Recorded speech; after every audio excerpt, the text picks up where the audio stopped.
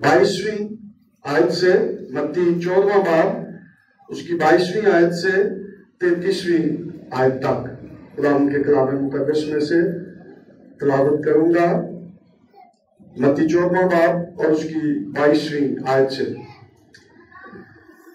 और उसने फौरन शागिर्दों को मजबूर किया कि कश्ती में सवार होकर उससे पहले पार चले जाएं, जब तक वो लोगों को रुखसत करे, और लोगों को रुखसत करके तन्हा दुआ करने के लिए पहाड़ पर चढ़ गया।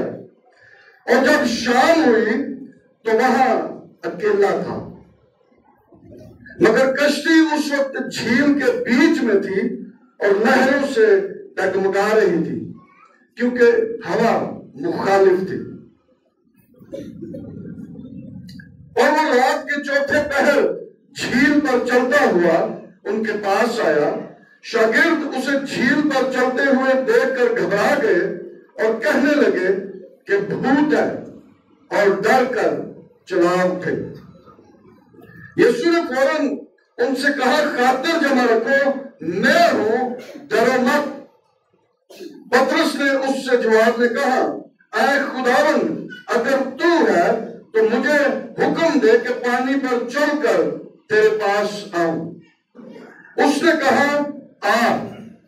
पतरस कश्ती से उतरकर यीशु के पास जाने के लिए पानी पर चलने लगा, मगर जब हवा देखी तो डर गया, और जब डूबने लगा तो चिल्ला कर कहा, ऐ खुदावंद, मुझे बचा। यीशु ने फौरन हाथ बढ़ाकर उसे पकड़ लिया और उससे कहा, ऐ कम एतकाद, तूने क्यों शक किया? और जब वो कश्ती पर चढ़ आए तो हवा थम गई, और जो कश्ती पर थे उन्होंने उसे सिजदा करके कहा, यकीनन तू खुदा का बेटा है। खुदा के पाक कलाम का बड़ा सुना जाना हम सब के लिए बरकत का बाइस बने। आमीन। तशरीफ करके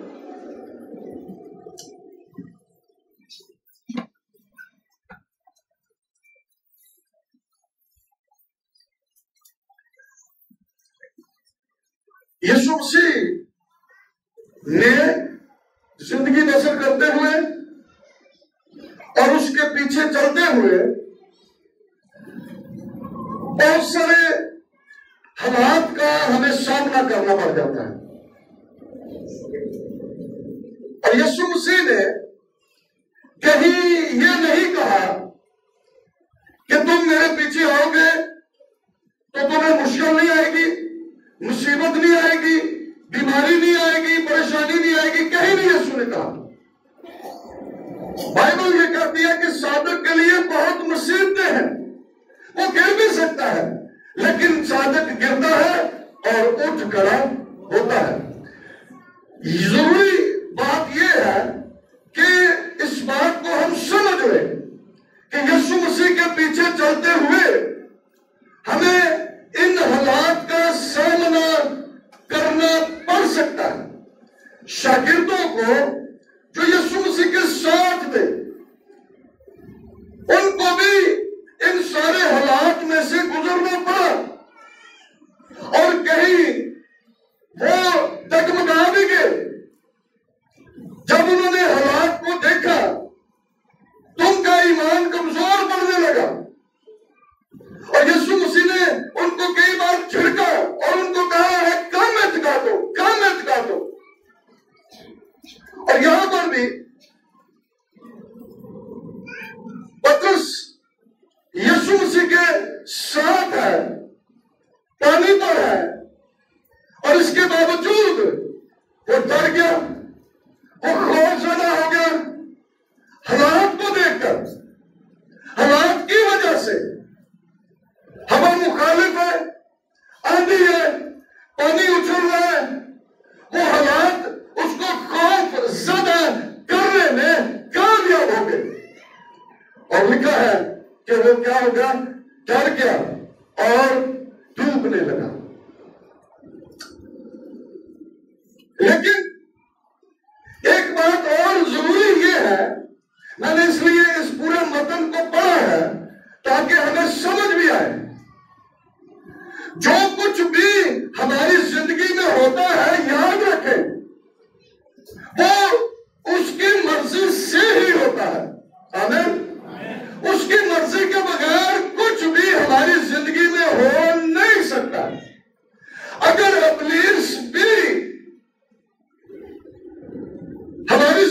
में ऐसे हालात पैदा करता है तो बेशक उसके अंदर खुदा की मर्जी शामिल होती है। अय्यूब की मिसाल आपने याद रखनी है। खुदा ने उसको इजाजत दी कि तू कर ले, और फिर पहले वो कुछ नहीं कर सकता था। उसने कहा कि तूने उसके चौगिर्द बाड़ लगाई हुई है, लेकिन जब खुदा ने उसको इजाजत दी कि ठीक है तू कर ले, तो फिर खुदा की मर्जी से वो अय्यूब की जिंदगी पर असरअंदाज हुआ। यहां पर भी अगर 22वीं आयत को आपने सुना हो तो लिखा है, और उसने फौरन शागिर्दों को मजबूर किया। क्या किया? मजबूर किया। मैंने पहले भी शायद एक दफा बात की थी कि हम समझते हैं कैसे यीशु मसीह ने पीछे चलने दे दिया, तो यीशु को पता ही नहीं, उसको सब कुछ पता है। जो कुछ भी हमारी जिंदगियों के अंदर हो रहा है, खानदानों के अंदर हो रहा है, उसकी मर्जी है, उसमें शामिल है। यहां पर भी यह बात आपने समझ लेनी है कि यीशु मसीह ने शागिर्दों को मजबूर किया कि वो कश्ती में जाए, और खुद वो वहां पर नहीं है, लेकिन उनको क्या किया? मजबूर किया कि वो इस राह पर जाए, कश्ती में होकर जाए, कश्ती में सवार होकर जाए, क्योंकि वो उन्हें सिखाना चाहता था। और आज हमें भी इस वाक्य के वसीला से वो हमें भी मजबूत करना चाहता है। आमीन। हमें भी वो ईमान में मजबूत करना चाहता है। शायद हम भी हालात के अंदर डावाडोल हो जाते हैं, डर जाते हैं, घबरा जाते हैं, और यहां तक डूबने लगते हैं, लेकिन उसने ये इसलिए होने दिया कि जो कुछ पतरस ने किया, हमें भी वही कुछ करने की जरूरत है। आज के हालात के अंदर अगर मिसाल में घिर चुके हैं, शकूक शुबहात में हम घिर चुके हैं, बीमारियों में घिर चुके हैं, हालात हमारे मुखालिफ हो गए हैं, और महंगाई ने भी हमें दबाया हुआ है, खानदानी हालात भी खराब हो रहे हैं, रिश्ते भी खराब हो रहे हैं, टूट रहे हैं। इन सारे हालात में हमें क्या करना है? जब सब कुछ हमारे मुखालिफ है, हवा हमारे मुखालिफ है, हालात मुखालिफ है, और यकीनन हम इंसान हैं और हमें खौफ आ जाता है, हम डर जाते हैं, हम घबरा जाते हैं, क्योंकि हम समझते हैं कि ये हालात हमें दबा लेंगे, बीमारियां हमें दबा लेंगी, महंगाई हमें दबा लेगी, हमारे हालात हमें दबा लेंगे। लेकिन ये सब कुछ होगा और होता रहेगा, लेकिन हमें करना क्या है वो आज हम सीखेंगे। वो जरूरी बात है कि हमने क्या करना है। पतरस जब डूबने लगा तो नहीं कहा कि बस चलो जी हम डूबने लग गया तो डूबी जाइए, हाँ और क्या लो जी बस डूबने लग गए हमसे, और क्या जो खुदावन तेरी मर्जी है वो मैं डूबने लगा। हाँ उसने ऐसा तो नहीं किया। लिखा है 30वीं आयत के अंदर, मगर जब हवा देखी तो डर गया, और जब डूबने लगा तो चला कर कहा। किस तरह क्या?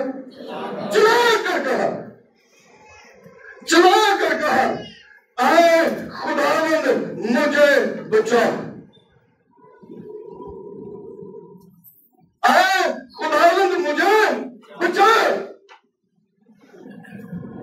और जो आपका खुदावंद है वो आपको बचाने पर कादिर है, जिसने आपको पानी पर खड़ा किया है, जिसने सारे हालात को आपके पांव के नीचे किया है, वो कभी भी आपको डूबने नहीं देगा, बल्कि अगर आप चला कर कहेंगे आए खुदावंद मुझे बचा, तो वो अपना हाथ बढ़ाकर आपको फिर से पानी पर खड़ा कर देगा। आमीन।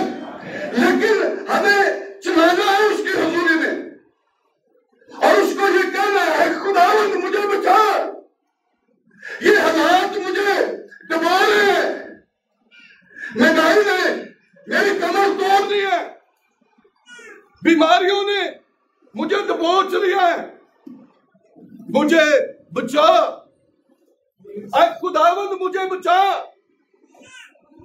मुझे बचा। और वो गहरा नहीं है,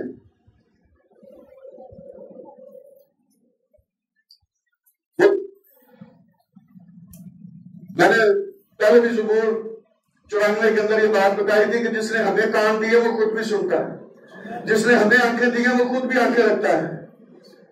ठीक है, वो देखता है, वो सुनता है, वो छूता है। दुनिया के माबूद ऐसे नहीं है, हमारा जिंदा खुदा वो देखता है, सुनता है, छूता है, और जब उसके लोग उसको पुकारते हैं तो वो उनकी मदद को आ मौजूद होता है।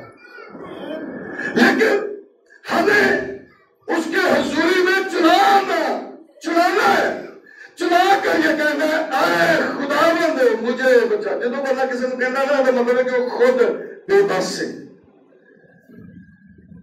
फिर वो अपनी ताकत पर, अपनी अकल पर, अपनी दौलत पर वो इंसार नहीं कर रहा है, अब वो खुदावंद पर इंसार कर रहा है कि मेरी बस तू मुझे बचा।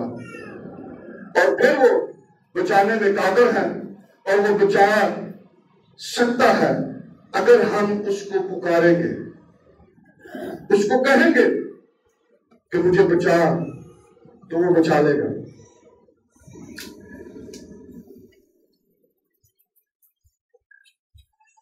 कनानी औरत जिसकी बेटी को बदरूह सताती थी, नबी 15 बाप की 25वीं आयत के अंदर अगर ऊपर भी हम पढ़े तो लिखा कि वो कनानी औरत यीशु के पास आई और उसने कहा कि एक बदरू मेरी बेटी को सताती है। तो यीशु ने कहा कि मैं लड़कों की रोटी जो है वो कुत्तों को क्यों कर डाल दूं?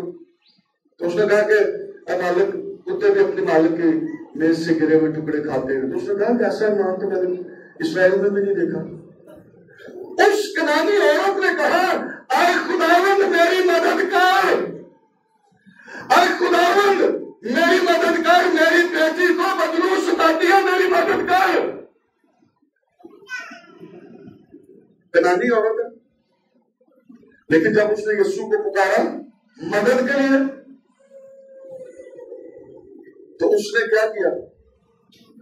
उसको शिफा दे दी, उसकी बेटी को शिफा दे दी, इसलिए कि वो कनानी औरत उसके हुजूर चढ़ाई, मदद की दरखास्त की, आए खुदावंद मेरी बेटी को बदरू सताती है, मेरी मदद कर। और यीशु ने उसकी मदद की, जैसे उसने पतरस की मदद की, कनानी औरत की भी मदद की। जैसे पतरस को पानी पर खड़ा कर दिया, कनानी औरत को उसकी बेटी को शिफा देकर उनको बहाल कर दिया।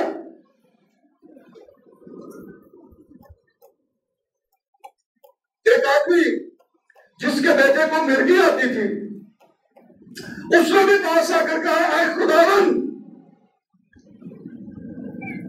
मेरे बेटे पर रहम कर, मेरे बेटे पर रहम कर। मत्ती 17 और उसकी 15वीं आयत में लिखा है आए खुदावंद मेरे बेटे पर रहम कर, क्योंकि उसको मिर्गी आती है और वो बहुत दुख उठाता है, इसलिए कि अक्सर आग और पानी में गिर पड़ता है। तू क्या कर? और अगर उससे ऊपर देखे ना तो उसने क्या किया, लिखा है कि एक आदमी उसके पास आया और उसके आगे घुटने टेक कर कहा, घुटने टेक कर कहा आज खुदावंद मेरे बेटे पर रहम कर दे। और उसने उसके बेटे को शिफा बख्श दी।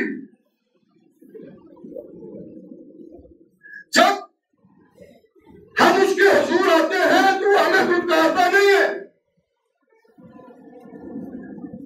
बल्कि जब हम रहम की अपील करते हैं तो वो उसको सुन लेता है और वो सुनकर हमें जवाब देता है। वो ऐसा खुदा नहीं है कि वो सुनेगा या वो हमें जवाब ही ना दे पाए। वो अपने लोगों की दुआओं को सुनता और जवाब देता है। एक बंदा राह के किनारे भीख मांग रहा था और उसको पता चला कि यीशु नासरी यहां से गुजरा है। उसने क्या किया? अरे उसने लिखा, चिल्ला कर कहा, ऐ इब्ने दाऊद, ऐ यीशु मुझ पर रहम कर। चिल्ला कर कहा, ऐ इब्ने दाऊद, ऐ यीशु मुझ पर रहम कर। लोग क्या, चुप कर चुप कर। लिखा वो और जोर से चिल्लाया, शायद पतरस से ज्यादा ये चिल्लाया। वहां शोर नहीं था, लेकिन यहां पर शोर है, लोग उसको दबा भी रहे हैं, चुप कर चुप कर। इसके बावजूद लिखा वो जोर से और जोर से चिल्लाया और उसने कहा, ऐ इब्ने दाऊद, ऐ खुदावंद मुझ पर रहम कर। और यीशु ने उसको क्या दिया? शिफा दे दी। अब यीशु ने उसको शिफा दे दी। उसने कहा, तू क्या चाहता है? तू क्या चाहता है कि मैं तेरे लिए करूं? उसने कहा, मैं चाहता हूं कि बीना हो जाऊं। उसने उसको शिफा, लेकिन ये जो शिफा उसने हासिल की है, ये शायद अपनी जोर से मैं कह सकता हूं या अपनी बनाई से कह सकता हूं, है ना?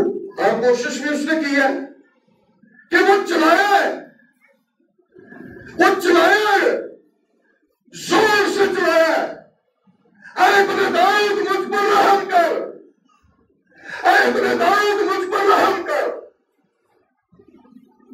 और उसने यीशु से आंखों को पा लिया। 10 पूरी जब यीशु को उन्होंने दूर से देखा तो लिखा है कि बुलंद आवाज से कहा। किस तरह? बुलंद आवाज, बुलंद आवाज से कहा, ऐ यीशु, ऐ साहब, हम पर रहम कर। बुलंद आवाज से कहा।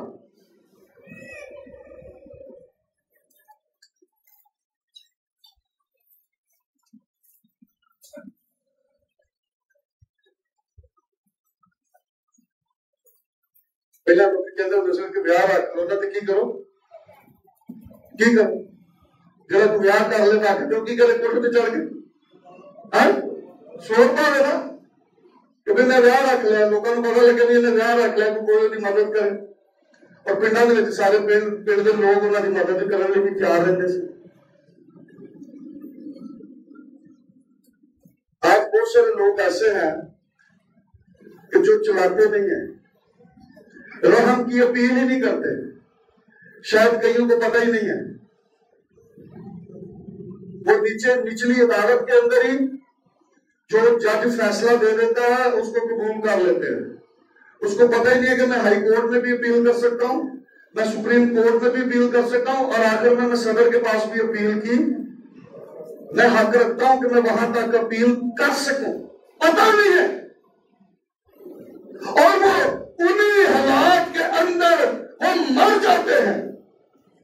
इसलिए ये जो वाक्य है हमारे लिए है कि हम उन हालात के अंदर ना रहें। बेशक हमने यीशु मसीह को कबूल कर लिया है, और कई बार पुलिस के अंदर रहते यीशु ने तो पता ही है, तू जरूरी है दसना, असं भी चुप कर जाते। कई लोग कहते दुआ करके हमें तंग पै गया, हूं मैं दुआ कर तंग नहीं करना, दुआ करते रहना, चिल्लाते रहना। उसका कान भारी नहीं है कि वो सुन ना सके, वो सुनने की कुदरत रखता है। जब आप चिल्लाएंगे वो आपके चिल्लाने को, आपके रोने को, आपके गिड़गिड़ाने को वो सुनेगा और वो आपको जवाब देगा। वो ये नहीं करेगा कि वो आपके हालात ठीक कर दे, उन्हीं हालात के अंदर वो आपको, उन्हीं हालात को फिर आपके पांव के नीचे कर देगा। आमीन। हम ये समझते कि हो जाते कुछ नहीं, लेकिन वो उन्हीं हालात को आपके पांव के नीचे कर देगा। लेकिन हमें चलाना है बुलंद आवाज के साथ, अरे अपने दाऊद मुझ पर रहम कर, अरे खुदावन मैं डूब रहा हूं। उन्होंने तो पता ही सी कि डूबन दिया था। मैं दो जने तो पानी में खड़े सन, एक और सी देखी यीशु सी, तो उन्होंने सी पता कि डूबन दिया था, उसको पता है। लेकिन इसके बावजूद लिखा वो चला कर कहा, अरे खुदावन मुझे बचा। जब ऐसे हालात हमारी जिंदगी के अंदर आए ना, तो चुप करके नहीं बैठना, चिल्लाना है, पुकारना है बुलंद आवाज के साथ, ऐ खुदावन मुझे बचा। आपका खुदावन वो इन सारे हालात पर वो फतेह है, वो आपको फतह से भरकर गलबा बख्शने की कुदरत रखता है। लेकिन आप चलाकर तो देखें, आप उसे क्या कर तो देखें। वो आपके डर को, वो दिलेरी में बदल देगा, आपके खौफ को वो दूर कर देगा। लेकिन ये उस वक्त होगा जब हम उसे कहेंगे, ऐ खुदावंद मुझे बचा। अब ये हालात मेरे काबू में नहीं रहे, अब ये मेरे बर्दाश्त से बाहर हो गया, मुझे बचा। तो वो बचाने में कादिर है। यीशु मसीह की कुदरत और उसका इख्तियार। बात लोगों का ख्याल है कि ऐ काम यीशु को नहीं हो सकता, केड़ा काम जरा यीशु को नहीं हो सकता। यीशु मसीह ने मत्ती 28:18 के अंदर लिखा, उसने कहा आसमान और जमीन का कुल इख्तियार मुझे दिया गया है। मेरे कौन है? आसमान और जमीन का कुल इख्तियार, जो कुछ है वो मेरे पास है। और यूहन्ना आरफ को उसने कहा कि इन बातों को लिख ले। उसने कहा देख मैं मर गया था और अब जिंदा हूं, आलमे राह की कुंजियां मेरे पास है और मैं अब दोनों बाद जिंदा रहूंगा। आमीन। वो जिंदा है, उसने मौत और कब्र पर फतह पाई है। वो आपको देख रहा है और आपकी दुआओं को सुन रहा है। आप जिन हालात में से गुजर रहे हैं वो बखूबी वाकिफ है। लेकिन वो चाहता क्या है?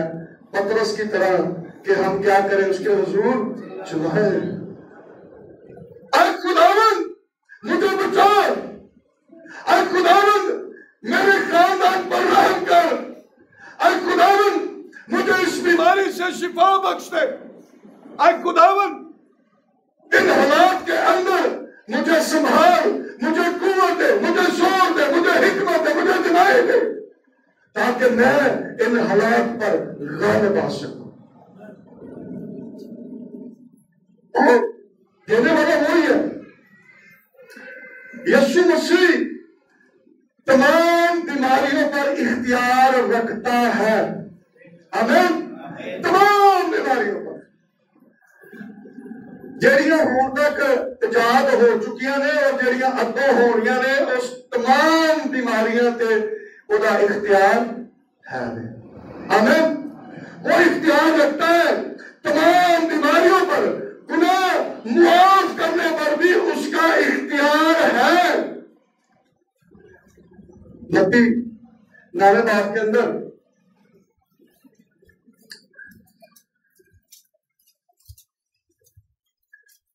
एक शख्स जो मफलूज था, लिखे गए, उसको चारपाई पर डालकर वो यीशु के पास लाए और यीशु ने कहा कि खातर जमा रख, तेरे गुनाह माफ हुए। लेकिन 6 आयत के अंदर लिखा है, लेकिन इसलिए कि तुम जान लो कि इब्ने आदम को जमीन पर गुनाह माफ करने का इख्तियार है, उसने मफलूज से कहा, उठ, अपनी चारपाई उठा और अपने खाने चलो। गुनाह भी माफ कर सकता है और तमाम बीमारियों को शिफा में भी बदल सकता है। आमीन। ये उसके इख्तियार में है, वो शाफी है, उसने मारी इसलिए खाई है कि हम अपनी बीमारियों से शिफा पाए। वो शाफी है और वो जिंदगी देने का इख्तियार रखता है। आमीन। क्या करता है? जिंदगी देने का इख्तियार रखता है। यूहन्ना 17 बाब की दूसरी आयत को जरा जल्दी से। यीशु मसीह ने यह दुआ की है बाप के हुजूर, यूहन्ना 17 बाब के अंदर, और दूसरी आयत के अंदर हम पढ़ेंगे, लिखा है, चुनाचे तूने उसे हर बशर पर इख्तियार दिया है। पहला काम क्या? यीशु ने जब बाप से दुआ की ना, तो उसने कहा कि तूने उसे हर बशर पर इख्तियार दिया। ये बात यार, आपका इख्तियार उसके पास है और यीशु ने इस बात का इकरार किया, चुनाचे तूने उसे हर बशर पर इख्तियार दिया है ताकि जिन्हें तूने उसे बख्शा है उन सब को वो हमेशा की जिंदगी दे। किनको? जो यीशु के पास आ गए हैं उनको क्या करे? हमेशा की जिंदगी दे। जो उसके पास आ गए उनको हमेशा की जिंदगी दे।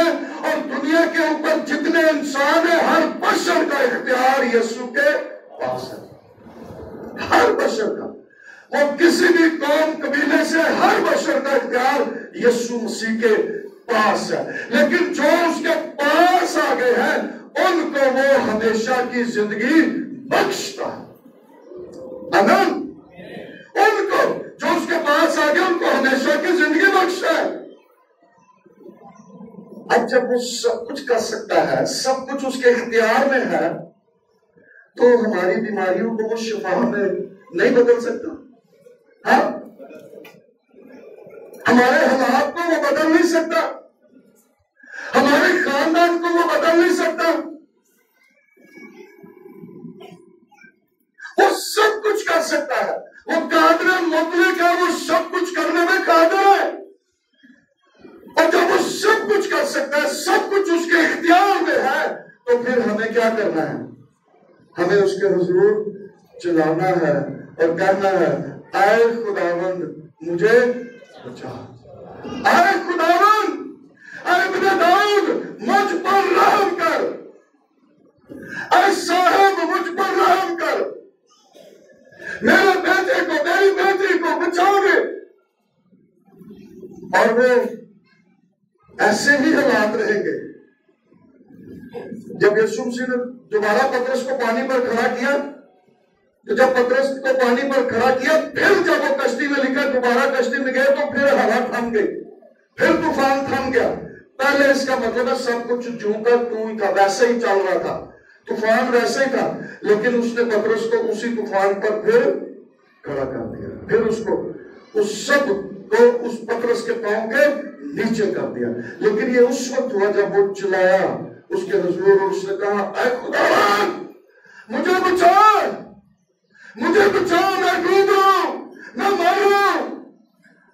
आज हम में से कोई भी ऐसा नहीं है कि जिसको किसी न किसी तरह की कोई ना कोई परेशानी है, कोई ना कोई बीमारी है, कोई ना कोई मसला है, लेकिन आज हमने चुप नहीं रहना। आमीन। चुप नहीं रहना, बल्कि चिल्लाना जोर से, ऐ खुदावंद, ऐ इब्ने दाऊद मुझ पर रहम कर, ऐ खुदावंद मुझे बचा। और वो आपको बचा लेगा, वो बचाने में कादिर है, वो कादिर मुतलक है, सब कुछ उसके इख्तियार में है, वो कर सकता है। ये आपकी बीमारियां, ये आपके मसाइल उसके सामने कोई हकीकत नहीं रखते हैं। वो आपको फिर से बहाल कर देगा, फिर से आपकी जिंदगी के अंदर अपना जुड़ाव जाहिर करके आपको बहाल कर देगा और फिर आप गवाही देने का सबब बनेंगे, यीशु मसीह के नाम को जला देने का सबब बनेंगे। जैसे ही उसने कहा ऐ खुदावंद मुझे बचा, 31वीं आयत के अंदर लिखा यीशु ने फौरन और नहीं कहता जब मैंने तो थोड़ा जा काम कर लेना तो मैं वो होके ना अगर मैं वो फलाना काम करने लगा, हाँ नहीं ऐसा क्या? फौरन यीशु ने फौरन हाथ बढ़ाकर उसे पकड़ लिया और उससे कहा ऐ कम इत्काद तूने क्यों शक किया? फौरन फौरन वो आपको बहाल कर देगा। लेकिन कई दफा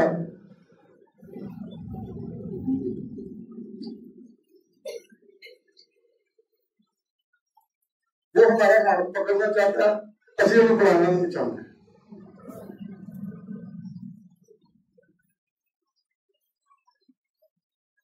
पहली गल तो दसना ही नहीं चाहते, उन्हें पुकारना ही नहीं चाहते। वो आप ही कहे कि चल मैं तुम्हें तो काट लेना। मत्ती 9वें बाब में लिखा है कि उसको भीड़ पर तरस आया। वो तरस तो खाता है लेकिन असि चुप करके बैठे रहने। वो कहना भी कोई बोला तो सही, उसने पहले कहा मांगो तो तुम्हें दिया जाएगा, असि मांगते ही ऐसे कहने वो आप ही दे। वो बेशक वो देने में कादर है, लेकिन कभी कभी हमें मांगने की जरूरत है।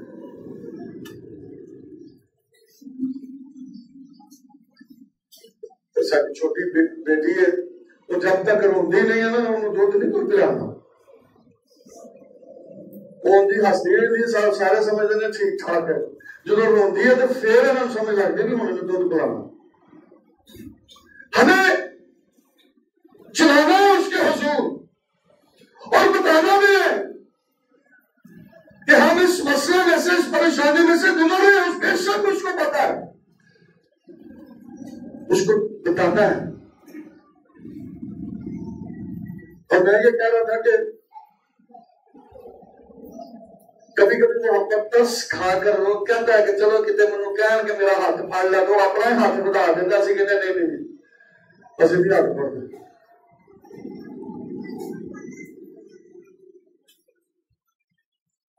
एक शख्स यीशु के पास आया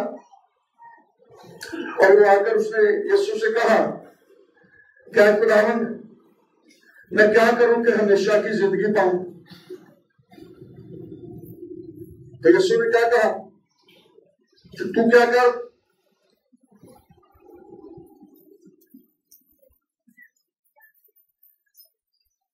लूका 18वें बाब की 18वीं आयत के अंदर लिखा है फिर किसी सरदार ने उससे यह सवाल किया कि नेक उस्ताद मैं क्या करूं ताकि हमेशा की जिंदगी का वारिस बनूं? यीशु ने उससे कहा तू क्यों मुझे नेक कहता है? कोई नेक नहीं मगर एक यानी खुदा। तू हुक्मों को तो जानता है, ज़िना न कर, खून न कर, चोरी न कर, झूठी गवाही न दे, अपने बाप की और माँ की इज्जत कर। उसने कहा मैंने लड़कपन से इन सब पर अमल किया। यीशु ने यह सुनकर उससे कहा अभी तक तुझ में एक बात की कमी है, अपना सब कुछ बेचकर गरीबों को बांट दे, तुझे आसमान पर खजाना मिलेगा और आकर मेरे पीछे रो ले। यह सुनकर वो बहुत गमगीन हुआ क्योंकि बड़ा दौलतमंद था। और यीशु हमेशा की जिंदगी जुवारना चाहना उन्हें एक तरीका भी दस दिता कि तेरे च एक चीज की कमी है, यह करना है। लिखा कि वो वहां से चला गया क्योंकि बड़ा दौलतमंद था। फिर यीशु ने इसलिए कहा कि दौलतमंद का आसमान की बादशाही में दाखिल होना मुश्किल है। वो ये वजह है कि वो दौलत से प्यार करता है, वो यीशु मसीह से प्यार नहीं करता। वो बचाना चाहता है, हमेशा की जिंदगी में दाखिल करना चाहता है, लेकिन उसको अपनी दौलत की फिक्र है। यीशु उसको बचाना चाहता है लेकिन वो फिर अपने उन्हीं हालात में वापस चला। हमने ऐसा नहीं करना। अगर उसको चलाना है, उसके हुजूर उसको मदद के लिए पुकारना है, तो फिर उसको अपना हाथ भी पकड़ाना है। आमीन। उसको हाथ भी पकड़ाना है। लिखा कि यीशु ने फौरन उसका हाथ पकड़कर उसको फिर पानी पर खड़ा कर दिया। हमने उसको अपना हाथ भी पुकार भी लिया, चला भी लिया, उसको कह भी दिया खुदावंद मुझे बचा, तो फिर उसको अपना हाथ भी पकड़ाना है और वो हमारा हाथ पकड़कर फिर हमें पानी पर खड़ा कर देगा। आमीन। आए हम 5 मिनट हम दुआ करेंगे।